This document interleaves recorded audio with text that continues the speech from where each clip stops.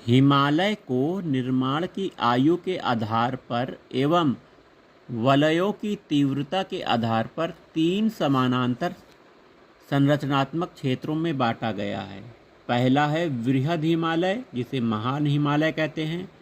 लघु हिमालय, जिसे मध्य हिमालय कहते हैं। वाय हिमालय, शिवालिक श्रेणी कहते हैं। हिमालय का उपयुक्त लॉन्गिट्यूडनल अनुदैर्ध्य विभाजन उत्तर से दक्षिण के क्रम में है। ट्रांस हिमालय मतलब पार हिमालय का अंतिम रूप से उत्थान क्रिटेशियस टर्सरी कल्प तक हुआ था।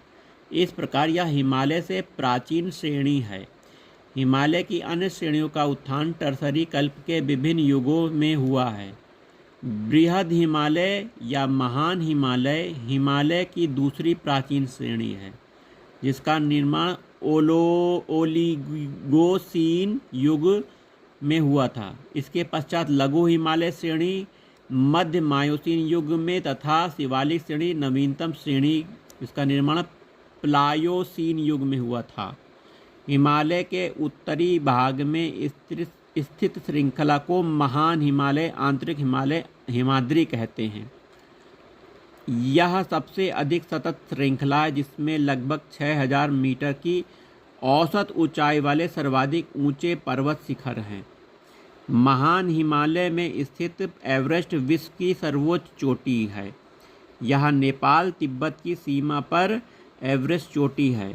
वहीं कंचनजंगा हिमालय पर्वत श्रेणी में स्थित विश्व की तीसरी सबसे ऊंची चोटी है। यह पूर्व में तीस्ता नदी, पश्चिम में तामूर नदी के बीच में कंचनजंगा है।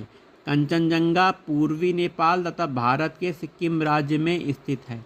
अन्नपूर्णा की चोटी उत्तर मध्य नेपाल में है। धौलागिरी चोटी भी नेपाल के मध्य में स्थित है। महान हिमालय के वलय की प्रकृति असममित असिमेट्रिक है। हिमालय के इस भाग का क्रोड ग्रेनाइट का बना है। यह श्रृंखला हमेशा बर्फ से ढकी रहती है। इसमें बहुत सी हिमानियों का प्रवाह होता है, इसलिए हिमालय से निकलने वाली नदियाँ सतत वाहिनी होती हैं।